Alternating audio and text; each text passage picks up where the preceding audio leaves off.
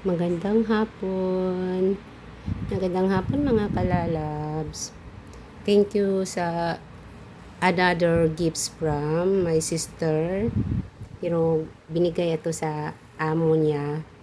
Pabigay din sa aming dalawa sa kasama ko. Excited anong laman ito. Hindi ko muna binuksan. Thank you so much sa pangalawang regalo na natawat. Salamat sa Christmas gift. Sana sa uulitin, marami pa akong matanggap. Oh, ang pinakadabis na regalo sa buhay ko, yung manatiling malusog. Di ba?